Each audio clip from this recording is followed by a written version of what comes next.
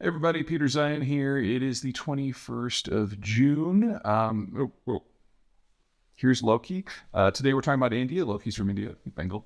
Anyway, Prime Minister Modi is in Washington right now, and by the time you see this on Thursday, he'll be getting ready for his address to Congress as well as his official state dinner.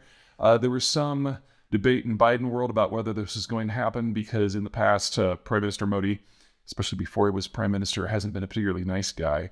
A little on the corrupt side, a lot on the populist side, is willing to use religious divisions in order to further his political agenda, which is, relatively distasteful from the American point of view and a lot of other points of view. Many would argue the Indian point of view.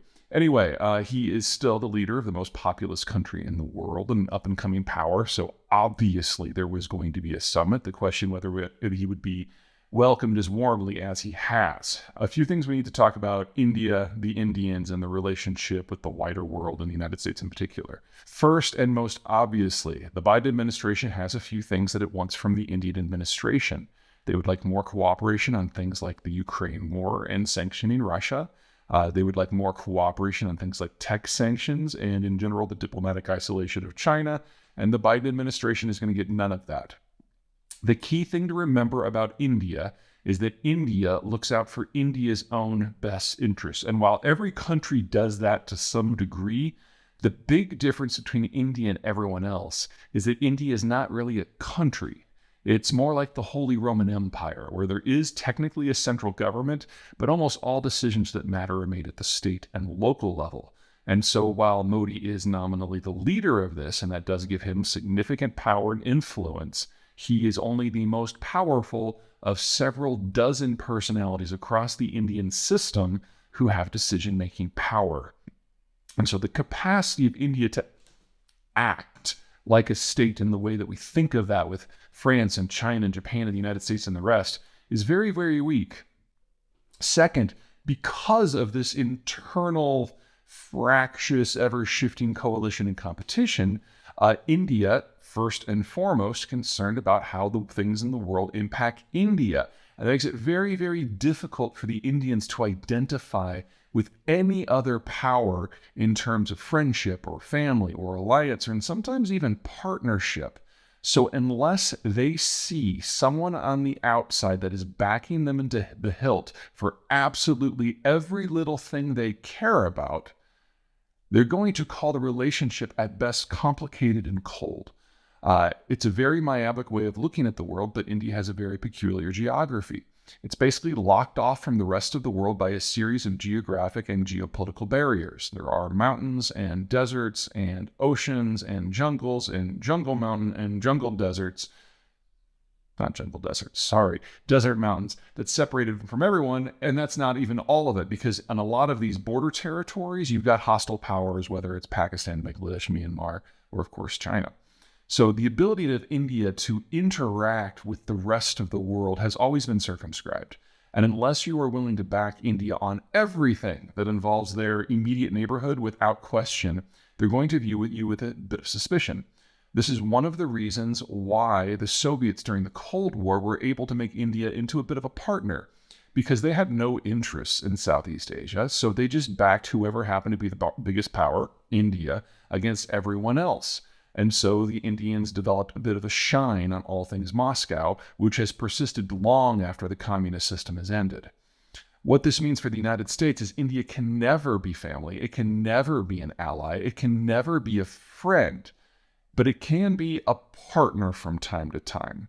But because the Indians view everything through the very short-sighted lens of national interest, they don't have anyone who will watch their back.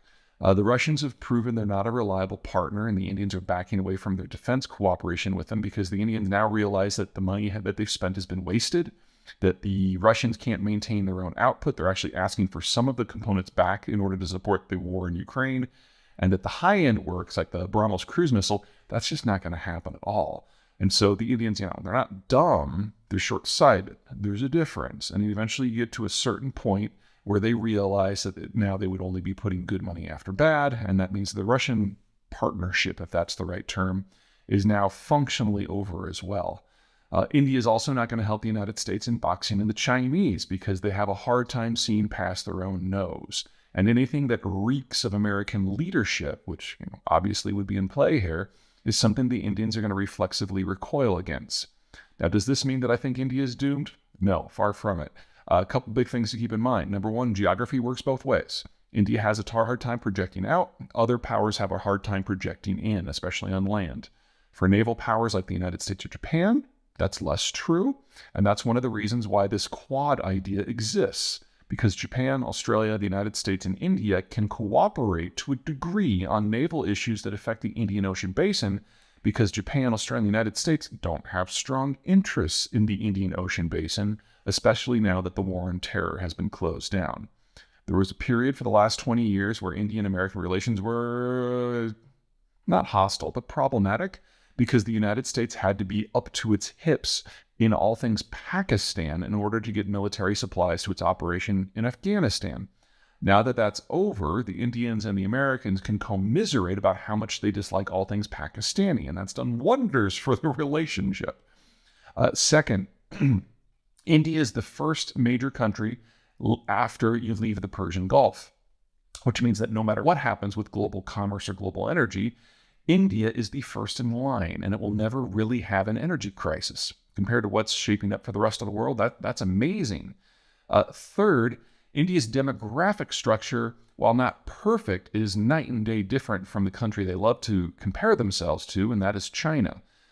New data out of China in just the last few weeks indicates the demographic profile is far worse than even I thought. The Chinese are now publicly admitting they have about half as many 5-year-olds as 10-year-olds. So you carry that forward with some of the other problems that they've identified with their own demographic strategy, and it looks like whatever I was thinking was going to happen, which was already pretty atrocious, may have already happened, and we're looking at a complete hollowing out. Now, India started to industrialize in a big way 30, 35 years ago, and so the birth rate has dropped. But at current rates of birth rate decline, India will not find itself in a Chinese-style situation for another 60 to 70 years. And that's a long time for things to go right. So India does have a demographic dividend. They've got a lot of young adults that have fewer children in the past. That generally spells an opportunity for a 20 to a 30-year consumption-driven growth opportunity. That's not without risk, but on the mechanics of it, the next couple of decades look great. And then fourth, as the Chinese face problems, a lot of the manufactured goods that the world has been importing from the Chinese system are going to go away. Now, that means if countries still want stuff, they're going to have to build out their own networks to build that stuff themselves. That applies to India just as much as everywhere else, so we should expect to see a 2 to 3 decade industrial boom in the Indian space as well.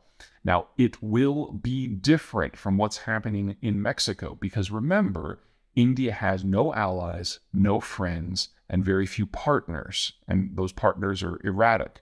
So the sort of manufacturing synergies that Canada, the United States, and Mexico, and to a lesser degree Central America and Colombia can generate, India has to do it all itself. And that means it'll be more expensive, more time-consuming, slower to happen, use more labor, be less productive, less efficient, at the end of the day have lower quality product. But in a fractured world, India will have something that a lot of countries won't. It'll still have stuff. And in that sort of world, India looks good. They are perfectly capable, the Indians, of running an economy that is globally significant without being one that is globally wired. So for Biden, do I think anything of substance is going to come out of this summit? No. The geography of India, the politics of India, the ideology of India probably precludes that. But that doesn't mean that the relationship has to be hostile. And if there's going to be a major power in a different hemisphere in a strategically interesting area, you should at least have a conversation. And so think of that as what's going on with the Biden administration right now. Not a plan for the future, a conversation about it. We could do a lot worse. All right, that's it. Take care.